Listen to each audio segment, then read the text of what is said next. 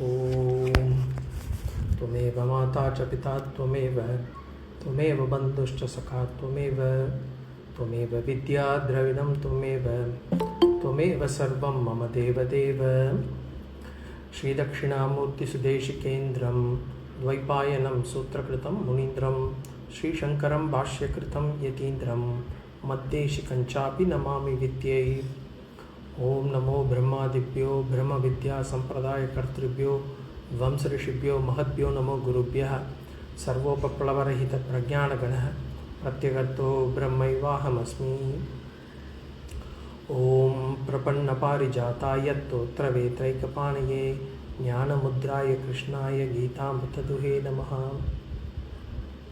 Pranams everyone. We are in chapter 4, Sloka. We have completed Sloka number 9. We are into Sloka number 10. Shri Bhagavanu Vacha vīta-rāga-bhaya-krodhāḥ man-mayāḥ upāśritāḥ bhagavo jñānatapasā pūtāḥ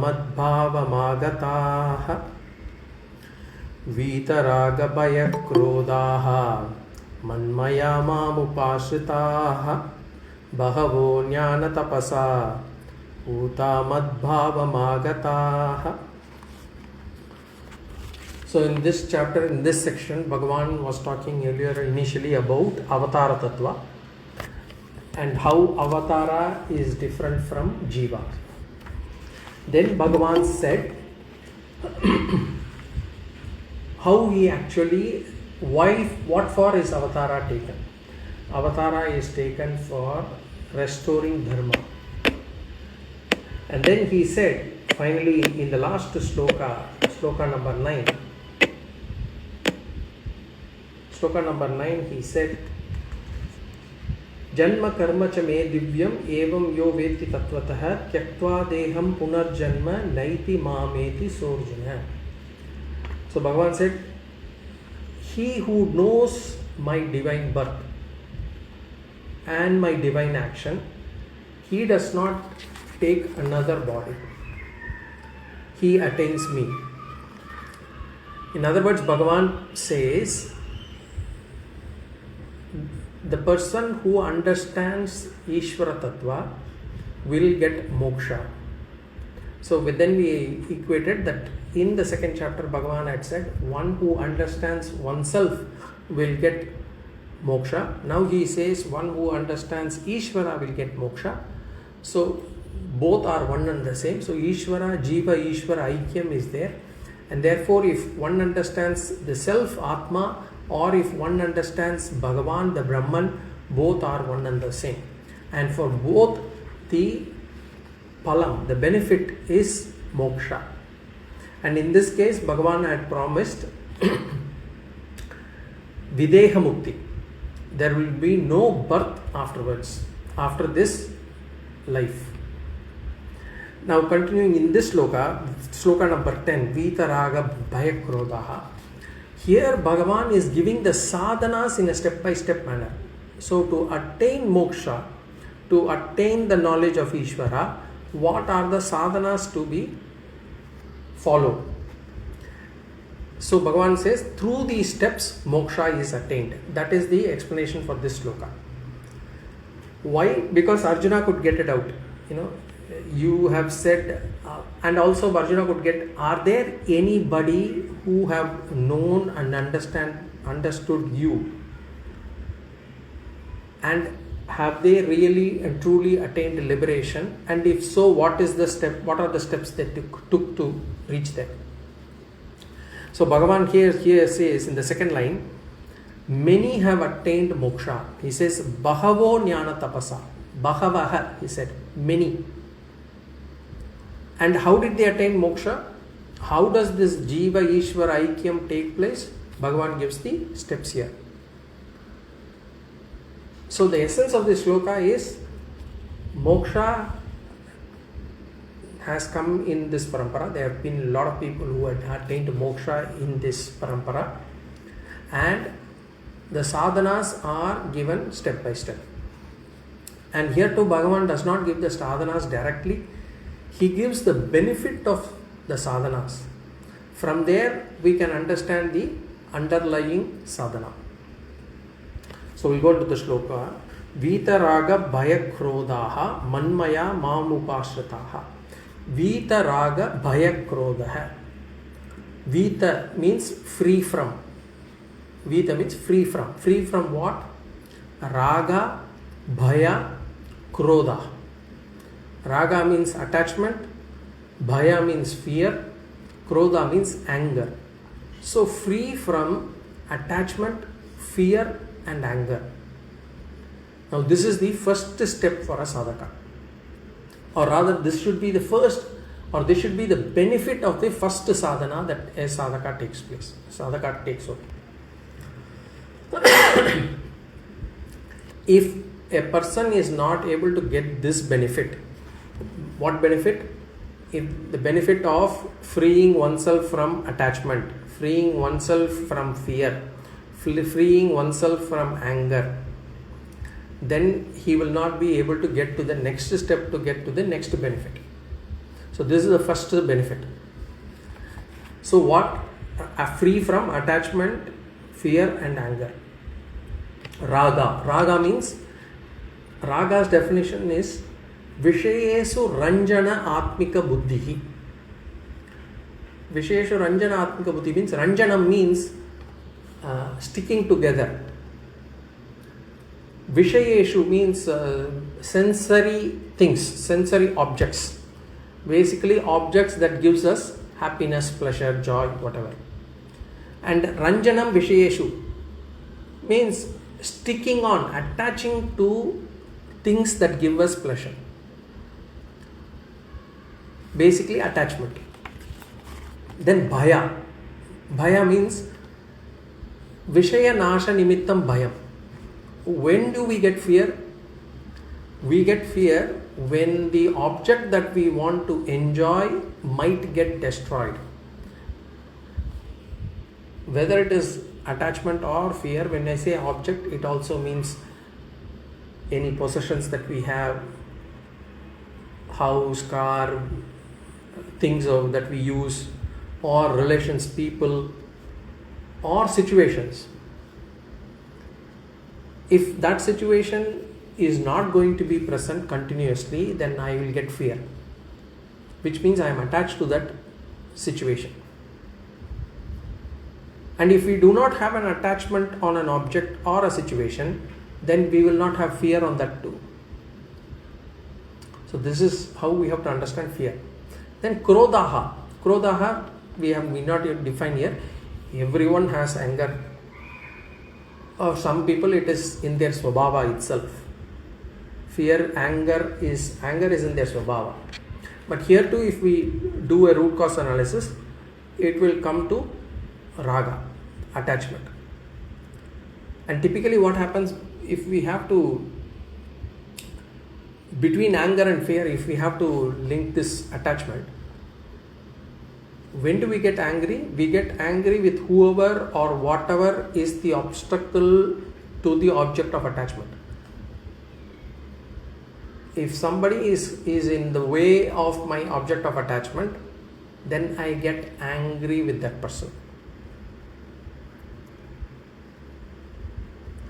But if the person or thing that is coming in way of my object of attachment, if that person is more powerful than me, then it is not anger anymore, it is fear.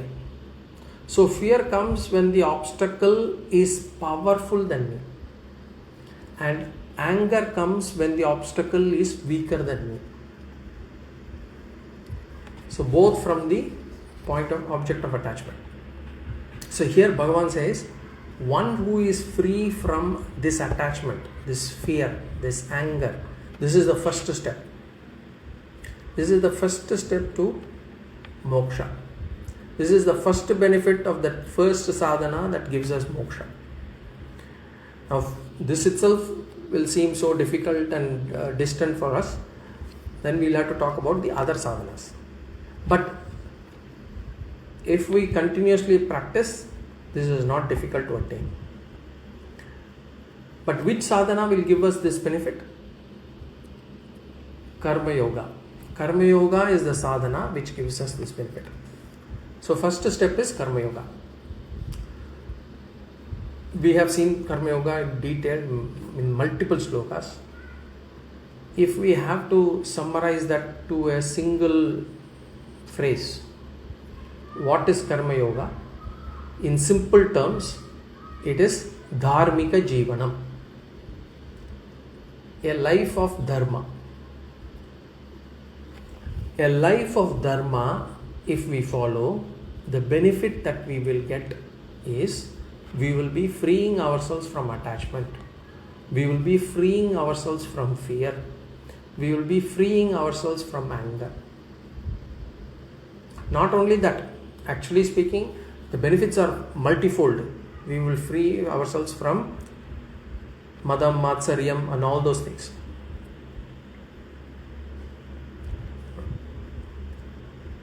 We'll be freeing ourselves from pride. We'll be freeing ourselves from jealousy.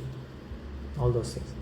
So through Karma Yoga, or in other words, by living the life of Dharma, we get this benefit. Some people, some ignorant people might ask, what is really the benefit by leading a life of Dharma? Because people who seem to have been leading a life of Dharma seem to be losing materially. They don't seem to get rich. They don't seem to get into powerful positions.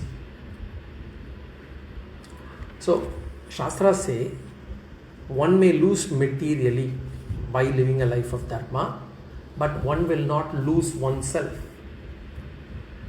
We may lose materially, but we will definitely gain spiritually. Spiritual benefit, what is the benefit? Actually, ultimately happiness. There might be, you might be having all the things that you want materially around you, but you still may not be happy if we do not lead a life of Dharma. If we lead a life of Dharma, we may not have materially much, but we will still be happy. So this is the first benefit. Now the second benefit, second step is, Bhagavan says, vīta-rāga-bhaya-krodhāḥ man-mayāḥ mam upāśritāḥ. Man-mayāḥ. Man-mayāḥ means absorbed in me. Absorbed in me. What does this denote? It is like in today's world, what happens when we actually watch a movie or a series or on the phone or on social media, we get absorbed into it.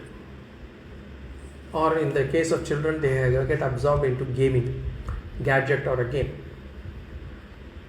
That is easy for us. Bhagavan says, get absorbed in me. Bhagavan says, these people who are these sadhakas, they are completely absorbed in me. They are constantly thinking about me. So what sadhana does this denote? This denote upāśritāḥ. There it was karma yoga, now it is upāśritāḥ yoga or bhakti, we can say. Now, getting absorbed in me, is it difficult than actually freeing ourselves from anger, fear and attachment? Yes, it is difficult. Getting absorbed in Ishvara. To be in Bhagavat Chintana is not easy. Initially, our mind is always extrovert. We always want to go out, we always want to meet people, we always want to network, we always want to connect with people. So at that point of time, if we just let it happen, then we will never be able to come back to Bhagavan. We will never be able to get absorbed in the thought of Bhagavan. So what happens is, when we actually go out, initially the Karma Yoga talks about doing lot of service. So as we do lot of service, we attain the mental purity. And then once we attain the mental purity, we will say, our mind will say, enough of this extrovertedness. I just don't want to do anything. I just want to be immersed in Bhagavad Chintana. I just want to constantly think about Bhagavan. What happens then? The Rajoguna would have gone and the person would have got Sattva Guna. To sit and meditate upon Bhagavan is not easy. If we ask somebody to actually do some social service for 8 hours, they will be able to do. But if you ask them to sit in a single place without moving and thinking of only one thing, which is Bhagavan, for 5 minutes, it will not be possible. So it is very difficult. So this is the second step. Second step is upāsana or bhakti. This man-mayāḥ has got another meaning, which is not very important. Anyway, there is another interpretation to it. We will come to it later. But for this purpose, for this sloka, we will take this man-mayāḥ to be upāsana, bhakti. Then upāśritāḥ. Upāśritāḥ means resorted to me, having resorted to me. That's what Bhagavan says. In other words, having surrendered to me completely. This is also an important bhāvana for a sadhaka, to surrender to Ishvara. What is the meaning of surrendering to Ishvara is to believe that Ishvara will take care of me. It is not very easy. It is not easy to surrender at all. We might say, I have surrendered to Ishvara, but our mind will keep on saying, why I had not done that? How could I have done this? This person is a cause for my failure. That is the reason for my failure. That circumstance, we will never, our ego and our intellect will not allow us to surrender completely to Ishvara. It is easy to say it from the mouth. Even when we do the arati, we say, Tan man dhan sab kuch tera. As if we have surrendered everything to him. But it is not easy. But that shraddha, that faith, that surrendering bhāvana is a very important step. And this is also part of the second step, which is upāsana or bhakti. That sharanagati is a very important step towards moksha. Then Bhagavan says in the second line, Bahavo jñānatapasā pūtāḥ madbhāvamāgataḥ. Bhagavaha. Many people. So Bhagavan says it is not just one or two people who had attained me. Many people have attained me. And he says, what is the next sādhanā that they have done? Bhagavan says, jñānatapasā. Through jnana as the tapas. And what is the benefit here? Bhagavan says, pūtāḥ. Pūtāḥ means purified. So they got purified through the tapas of jnana. What does this mean? Remember, already when we read this vīta-rāga-bhaya-krodhāḥ, the mental impurities have been taken away. What is attachment, what is fear, what is anger, what is pride, what is jealousy? It's all impurities in our mind. And when we free ourselves from them, it is already one set of purification has happened. But Bhagavan here says, pūtāḥ jñānatapasā. He says they are purified by the tapas of jnana. So this purification is second level of purification. So according to Shastras, the biggest impurity that we have in our mind is ignorance. It is in the ignorance of the mind which is the cause for us to know or cause for us to feel that we are limited, we are jiva, we are limited, and we fall into this trap of samsara. So even this freeing ourselves from fear, anger and attachment is only relative and temporary when we do karma yoga. Only when we are able to remove the root cause of all these issues, the root cause being ignorance, only if we are able to remove ignorance, the mind becomes pure, absolutely and permanently. Otherwise, it is only a relative and temporary fix. When we do karma yoga, yes, we free ourselves from all these impurities, but those are like treating the symptoms. Suppose if we get a headache, and the headache is because of a tooth problem, and if we take medicines to relieve ourselves of the headache, it will relieve, no doubt. The headache will be gone, but it will only go away temporarily. So unless within that time we have this temporary relief, so within the time that we have this temporary relief, we have to treat the root cause, which is the tooth issue. Only then the headache will not revisit us. Otherwise the headache will revisit us. So all this raga, dvesha, bhayam, krodha, all these things, they have been subdued by karma yoga, but the root cause of the problem is the ignorance and sharira abhimana. Because of the ignorance, there is the sharira abhimana, and unless those are not treated, those impurities will revisit us. And how do we actually remove them? Only through jñānatapasā. What is tapas? Tapas is a common word, all our sadhanas can be called as tapas. Fasting, upavasam is a tapas. Going to temples is a tapas.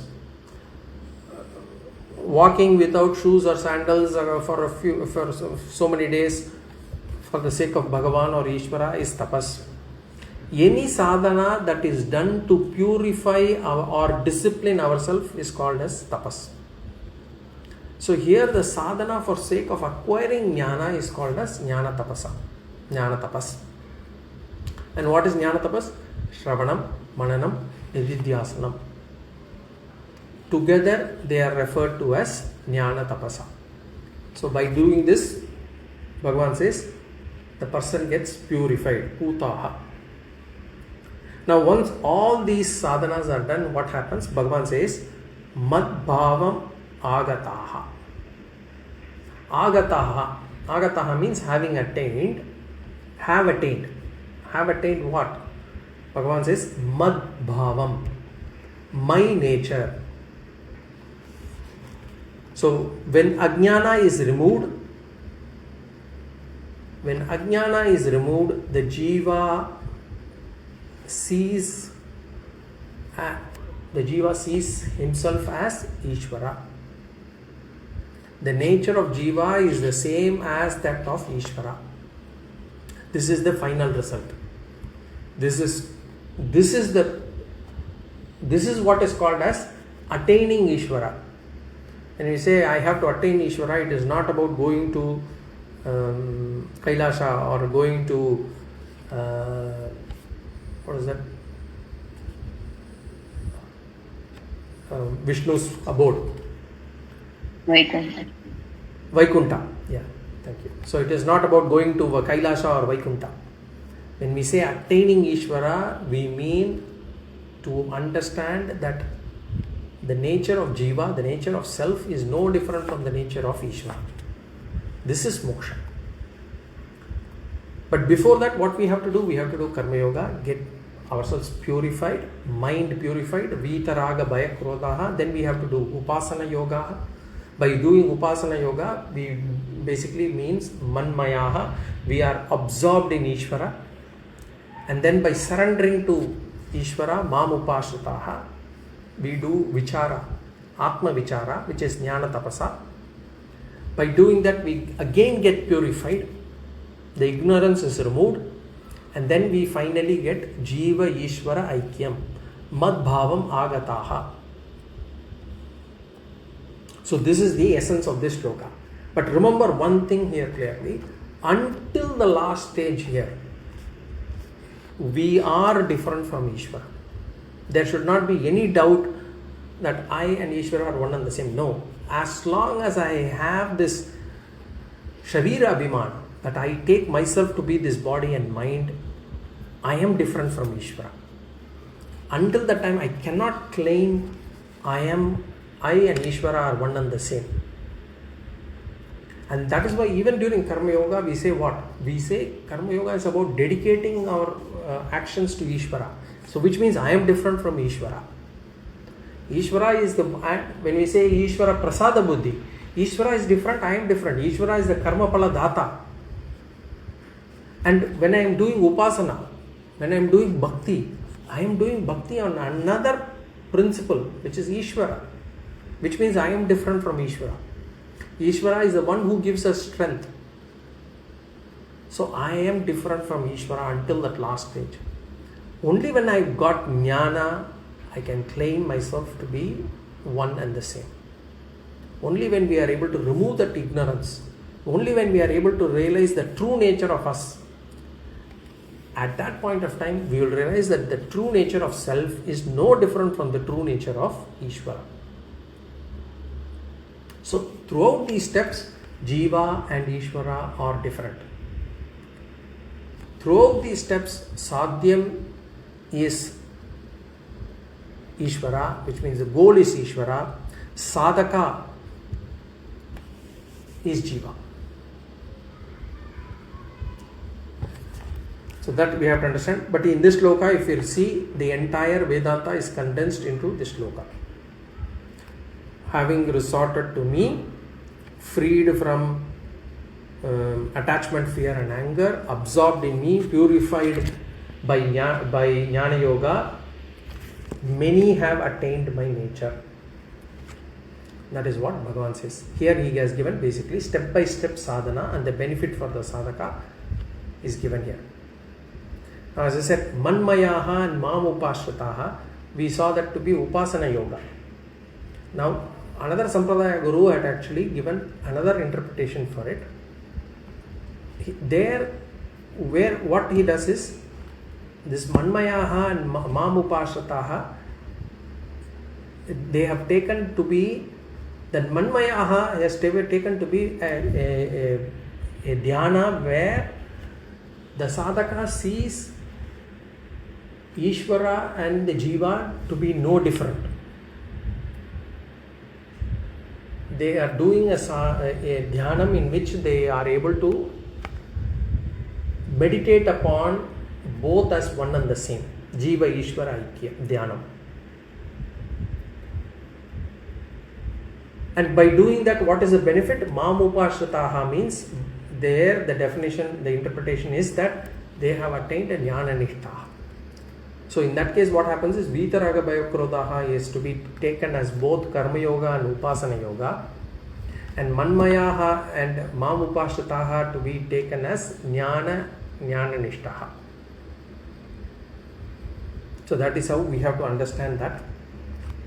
Either way, the steps are one and the same. Karma yoga, upasana yoga, jnana yoga. And the benefit is chitta shuddhi, chitta ekagraham, and ajnana nivritti, removal of ignorance. Okay. So the important word there here is pūtāḥ, purified. Until we have ignorance, the mind is impure. Because until I have this ignorance about the self, I see another being, and therefore there is always a chance of me to actually feel the emotion of either an attachment or an aversion, a fear or anger. Any of these feelings can come back. So that is sloka number 10. We go to sloka number 11. ये यथा मां प्रपद्यन्ते तांस्तथैव भजाम्यहं मम वर्त्मानुवर्तन्ते मनुष्याः पार्थ सर्वशः ये यथा मां प्रपद्यन्ते तांस्तथैव भजाम्यहं मम वर्त्मानुवर्तन्ते मनुष्याः पार्थ सर्वशः.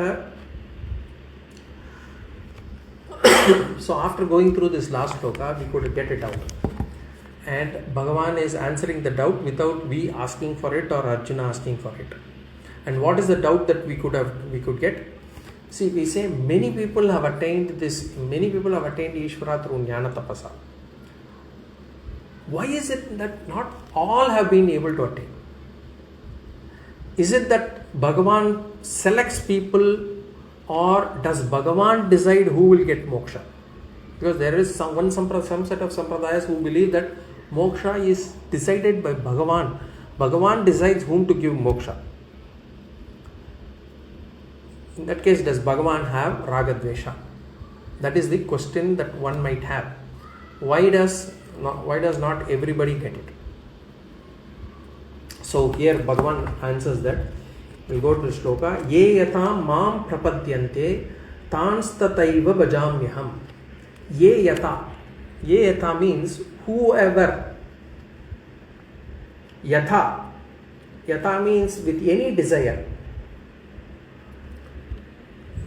Whoever with any desire, mam prapadyante. Whoever with any desire, mam prapadyante. Prapadyante means approaches me. Approaches. Me means me. Mam prapadyante means approaches me. Mam means me. So, whoever with any desire approaches me, this is given by Bhagavan. Or he basically saying, whoever with whatever bhāvana they come to me, Bhagavan says, aham bhajami tan. Tan stataiva bhajamyaham. Tan aham bhajami. I bless them. With what? Tatha eva. Tan tataiva is tan tata eva. Tata eva means with that desire itself. So whoever approaches me with any sort of desire, Bhagavan says, I bless them with that desire itself. So if somebody says, I want this, Bhagavan says, okay, you want it, take it. Whoever prays me with any desire, I bless them or give them what they desire. So in other words, what happens? If a person prays for moksha, Bhagavan blesses them person with moksha. If a person asks for mental purity, chitta shuddhi, Bhagavan blesses that person with mental purity. If a person wants material possessions, Bhagavan gives them. Bhagavan says, I give what people ask me for. I do not have any raga-dvesha. So in other words, if a person does not ask for moksha, then I do not give them. So that is the reason why many people have not attained. Because not everybody asks for moksha. Ye yata, whoever with any desire. Yata means yat phalarti taya. Whatever they seek as their goal. Tatha eva. With that only, with that desire itself. Tat phala dhanena. By giving them what they seek. So which means Bhagavan says, whoever prays me with any desire, I bless them with that desire. With whatever they desire. Even in our lives, we should, if somebody does not ask something, we should not give them. Especially, if they, in this case, what I want to say is, this Vedantic knowledge. Sometimes we get very enthusiastic and we want to actually share this knowledge with a lot of people. But we should restrain ourselves. Unless that person asks for, there is no need for us to share that. Even if they ask for, sometimes people may not be ready or qualified to receive it. So we should not share this Vedantic knowledge. And some people, their needs are different. For example, if it is a person who is suffering from hunger pangs, he is not eaten for a few days. To that person, we cannot talk about Chitta Shuddhi, Vedanta, Upāśritāḥ and all those things. We need to give him food. So, whoever requires what, only that can be given to that person. So, Bhagavan says, if a person is seeking promotion in his job, if a person is seeking another job, Bhagavan thinks that, okay, look, he needs to get moksha, he needs to reach me, and therefore if Bhagavan removes him from his job so that he can concentrate more on Bhagavan himself, so that he can do more, he can spend more time, he can have more time for sadhana, he can have more time for Vedanta vichara, will that person be coming to Bhagavan? No, he will not. He will be going somewhere else. Unless the person asks for, Bhagavan does not give. And Shankaracharya in this slokam says, a person cannot ask for moksha and laukika sugam together. These two cannot be combined. Because people want to have the best of both worlds. It is like this. I want vairagya, I want moksha, but I also want to have a comfortable life, I want to enjoy life. Now that is not possible. Because why? Because vairagya is an attitude where one does not seek comfort or enjoyment. So how can one seek both vairagya as well as enjoyment together? Both are opposites.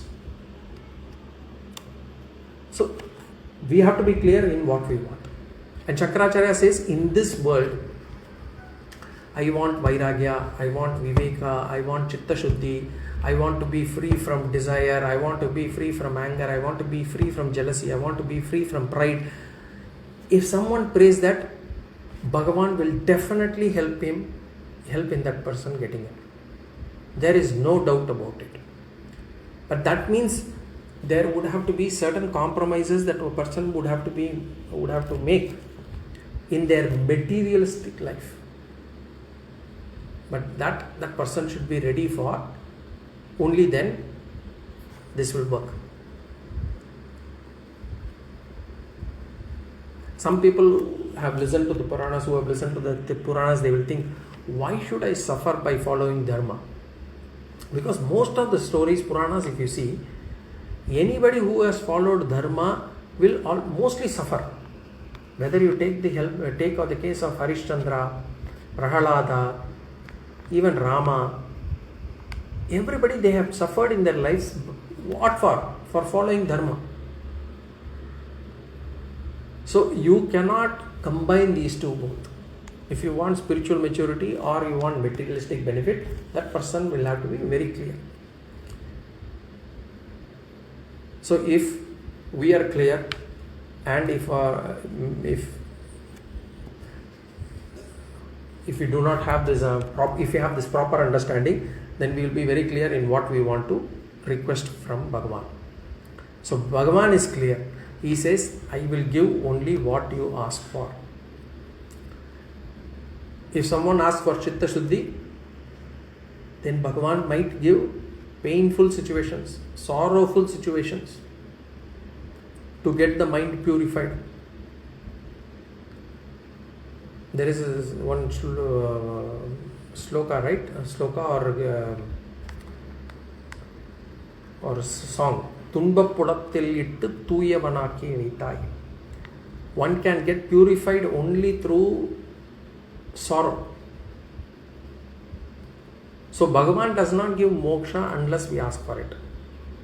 So if we think we'll continue to have our life the way we are, continue to listen to Vedanta once in a while, the moksha will happen one day on its own. It won't happen. It won't happen unless we ask for it. And if we ask for it properly, deliberately, then the situations will change. Those situations may not be looking favorable in the short term, but those situations will help us get that. Bhagavan does not have raga dvesha.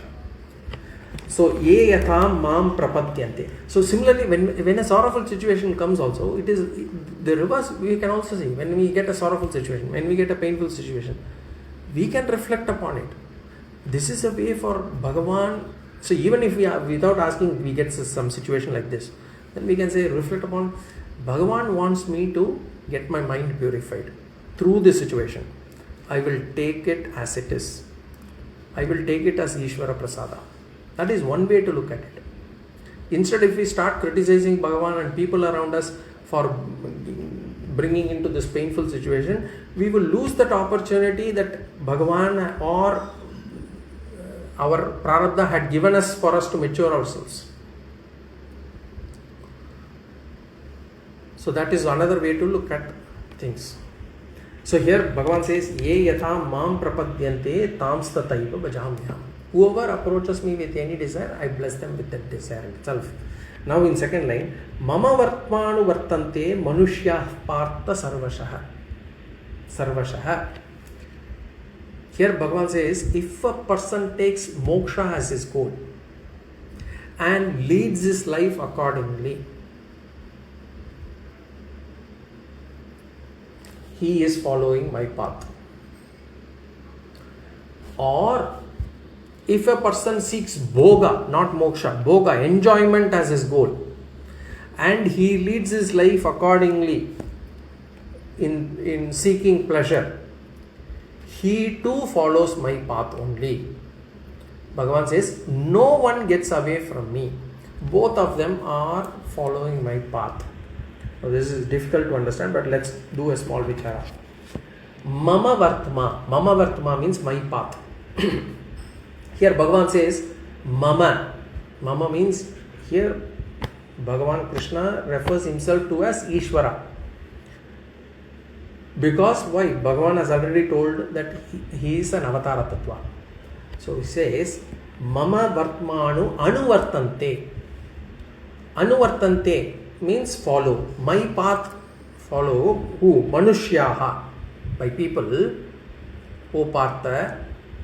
Sarvashaha. Sarvashaha means all means. Hey Arjuna, people follow my path by all means. What does it mean? Nobody goes away from my path.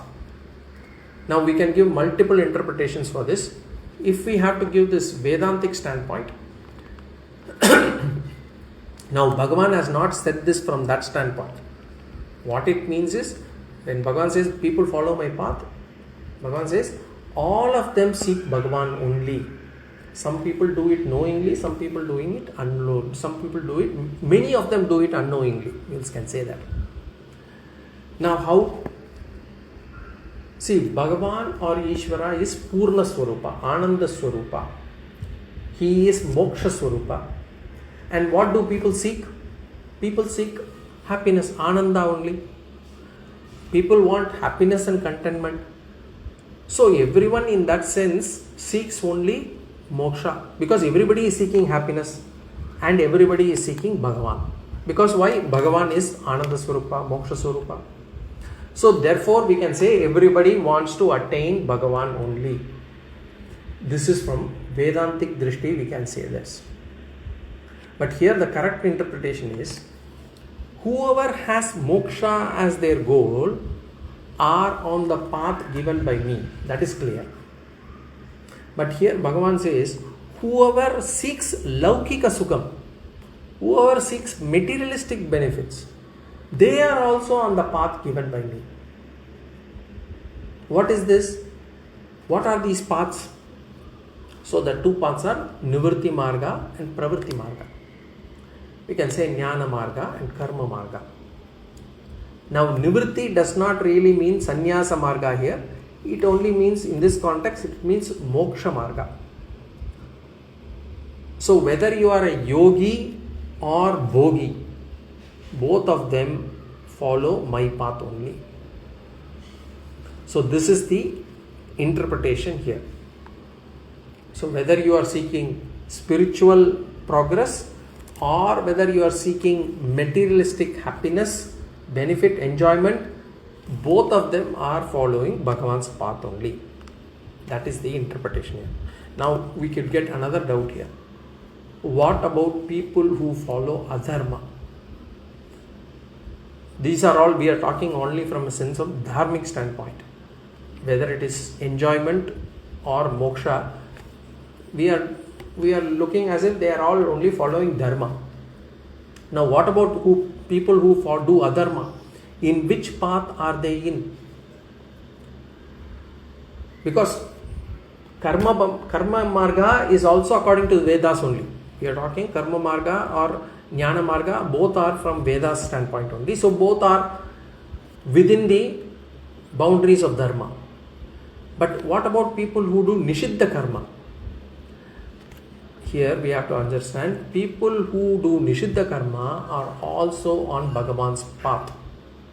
Because why Bhagavan said abhyutanam adharmasya tadatmanam srajamyaham. He says vinashaya cha dushkritam. Because Bhagavan as dharma rupa will punish them. So when somebody goes the wrong way, we get angry that this person is getting away with wrongdoing. How can he do adharma and all those things? We need not worry about them. We need not curse them. We need not feel agitated or feel bad about it. Because why? Everybody is within the tenets of Bhagavan only. Bhagavan will ensure that they get back to dharma. In the sense, Bhagavan will ensure they bear the consequences of their action. Because Bhagavan has dharma, and he will ensure that people who are wandering away from dharma are punished and brought back to dharma, brought back to this marga. In other words, there is nobody who is outside Bhagavan's path. So we can confidently say all people, everyone follows Bhagavan's path only by all means. This is the interpretation for this particular sloka. That is sloka number 11. Now we go to sloka number 12. Kāṅkṣantah karmanām siddhim yajanta iha devataha kṣipram hi manushe loke siddhir bhavati karmaja. Kāṅkṣantah karmanām siddhim yajanta iha devataha kṣipram hi manushe loke siddhir bhavati karmaja.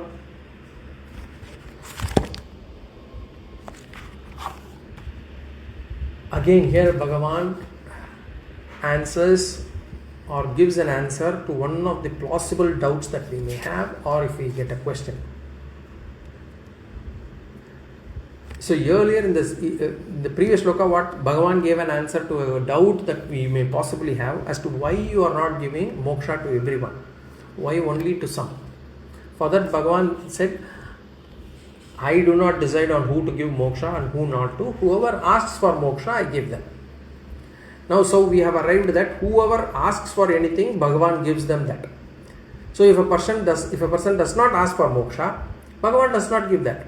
So now the question is, why is it that people not ask for moksha? Why do many of us do not seek moksha? What could be the reason? That is the possible doubt that a person might get, and that is what is being answered by Bhagavan here. See, typically human beings, we are always asking for materialistic things. And materialistic things are temporary. Whereas moksha is permanent happiness. Why is it that people are not seeking something which is permanent, and why is it that some people are asking for temporary enjoyment, temporary happiness? Now the short answer, if we think ourselves, the short answer is because it is difficult. Seeking moksha, doing the sadhanas for moksha is difficult, and therefore we do not seek moksha. That is the short, easy answer that we can give. And generally people have a tendency to avoid doing things that are difficult.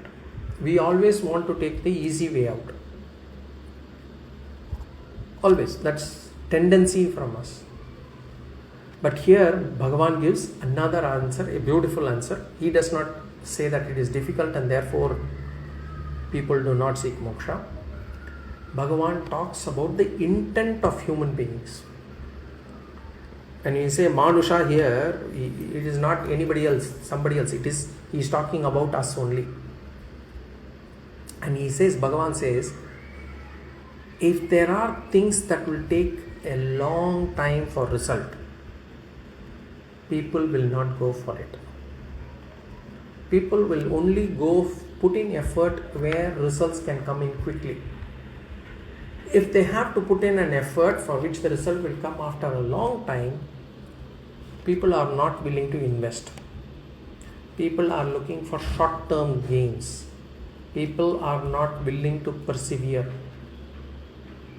That is the answer that Bhagavan gives. For example, homeopathy, if you look at it, or Ayurveda, if you look at it, they are not successful. Not because they are bad, but because the results are not immediate. Whereas in the case of allopathy, it is such that the result is immediate, though it may be temporary.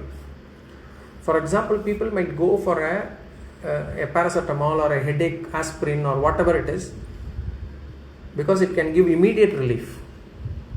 They do not seek Ayurvedic solutions. In the same way, people are looking for short-term happiness, short-term enjoyment, short-term pleasure.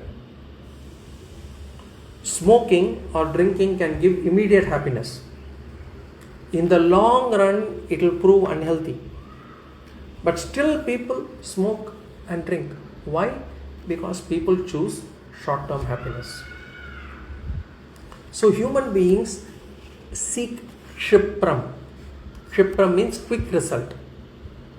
But moksha is not like that. It will take effort. And the effort could run into days, months. The effort could it could run into years. Forget years, it could even run into many janmas. But people have short-term vision. They refuse to lose sight of short-term gains. They are not interested in long-term gains. And many people do not want to listen also. That is why when we are young, we are told to take care of our food habits, not eating unhealthy food, junk food, or we are asked to take care of the body habits, as in sleeping on time, waking up early, exercising and all those things. When we tell them, young people, they will say, what is the benefit? If we tell them that, look, you can be without any health issues during old age, then the response is, why bother about it now? I have no problem in staying up late. I have no problem in eating junk food. I'm only 20 now. Allow me to enjoy my life. We will see about it when we hit 60. So in general, humans do not do or they do not follow sadhanas when the benefit is got after some time. It is people only choose those sadhanas, those actions that can give them immediate benefit. And Bhagavan uses the word Kshipram here. Now, what is the relation between this and what we had asked? What had we asked? We had asked, why do people not ask for moksha? Why do humans do not seek moksha? What could be the reason? So, Bhagavan's answer is that which can give quick and short-term benefit is what human beings pursue. So what do we understand from this? To attain moksha, the sadhanas that we should perform, which is like karma yoga, purifying the mind, then doing upāśritāḥ, steadying the mind, then doing shastric study, then doing jnana, then reflect, removing all doubts, and then again meditate upon this jnana to assimilate it completely. All these look distant. But what also we have to understand is, listening to shastras, getting jnana is not difficult. But the qualification to receive the jnana, the sādhanā chatushtaya sampatti, to get that is difficult. To remove hunger Eating is the sadhana. Eating is not at all difficult.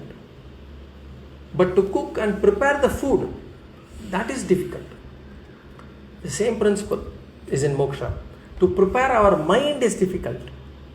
Getting this jnana is not difficult.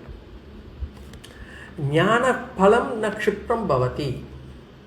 Whereas the other things, if you look at it, other sadhanas like doing puja, going to temples, doing homa, doing yajna, for all these things, we do not even need to change our character. I can be what I am. I can still have my attachment. I can still have my anger. I can still have my pride. I can still have my jealousy. I can still go to temples. I can still do homa. I can still do puja. I can continue to have my desires. I can continue to be angry with people and yet perform these sadhanas. But only when I come to Vedanta, these things will have to be removed. So that's the first thing that Vedanta says. And the term vairagya itself seems so discouraging for me. So to change our character is difficult. But if we can change that, the benefit is far greater. More about this we will see in the next class. Any questions or comments?